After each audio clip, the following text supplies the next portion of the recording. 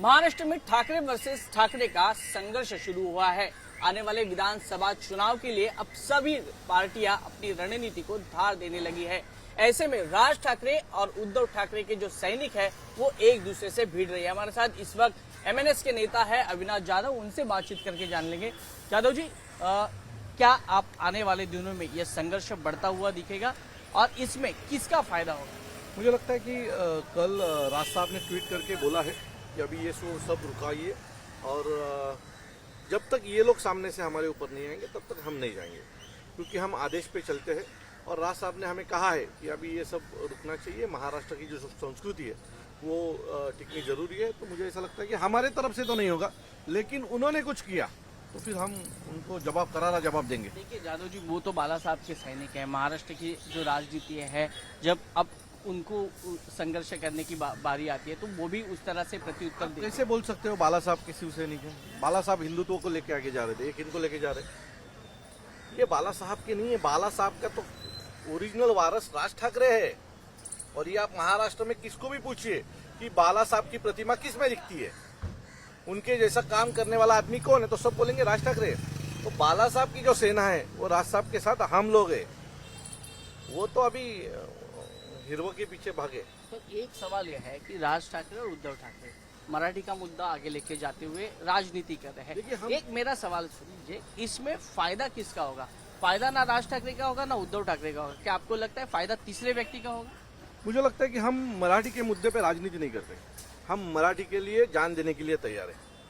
हमारा बेस ही मराठी है और हमारे मराठी आदमी के ऊपर कोई चीज आएगी तो हम किसी को भी छोड़ेंगे नहीं। इसके लिए हमें इलेक्शन जरूरत नहीं है, वोटिंग के लिए हम ये सब करते नहीं है। महाराष्ट्र में मराठी जिंदी रहनी चाहिए और मराठी का अभिमान, आदर, सत्कार होना चाहिए। इसके लिए हम काम करते हैं। तो इसका फायदा किसको होगा हमें मालूम नहीं। हम हमारा काम कर रहे हैं और इस बार पिछले 5 साल में कोविड से लेके अब तक हम लोगों ने जो काम किया है, सो महाराष्ट्र की जनता हमारे साथ इस बार खड़ी रहेगी और महाराष्ट्र नवनिर्माण सेना के बहुत सारे एमएलए आपको इस बार जीत के आने वाले हैं। मुझे लगता है कि दोनों के संघर्ष में एकनाथ शिंदे की शिवसेना हो, राष्ट्रवादी कांग्रेस हो या फिर दूसरी तरफ देखा जाए तो भाजपा हो, इनका फायदा हो सकता है। मुझे लगता है जैसे आप मुझे बता रहे हो वैसे जाके उद्धव ठाकरे जी को भी बोलिए कि आप जो कर रहे हो, आप जो राज ठाकरे के साथ राजनीति कर रहे हो वो गलत है। उसका फायदा दूसरे लोग उठा रहे हैं, क्योंकि संजय राउत जैसा एक आदमी है जो सवेरे उठ के उसको कुछ भी काम नहीं रहता है, वो कोई भी स्टेटमेंट दे देता है और उसके ऊपर से हमारे महाराष्ट्र सैनिक भड़क जाते हैं। मुझे कभी कभी लगता है कि संजय राउत उद्धव ठाकरे को आगे लेके जाना है या खत्म करना है, इसके लिए स्टेटमेंट दे दे, क्योंकि बहुत सारी स्टेटमेंट तो उद्धव ठाकरे को मालूम भी नहीं होती इसने क्या बोला है। आज भी सवेरे वो कुछ बोल के गए, तो मुझे लगता है इससे झगड़ा खत्म नहीं होगा, बढ़ेगा।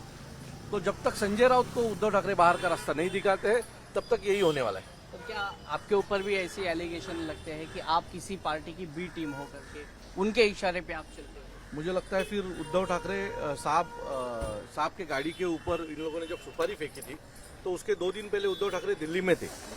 तो ये भी दिल्ली की टीम है। किसने बोला था? सोनिया गांधी ने बोला था, राहुल गांधी ने बोला था राज ठाकरे की गाड़ी के ऊपर सुपारी फेंकी है करके। यानी आपका कहना है कि कांग्रेस की B team Uddhav Thackeray, B C सब टीम अभी कांग्रेस के ऊपर ही वो जिंदा है। उनके जो जीत के आए ना एमएलए एमपी, वो कांग्रेस की वोटर है।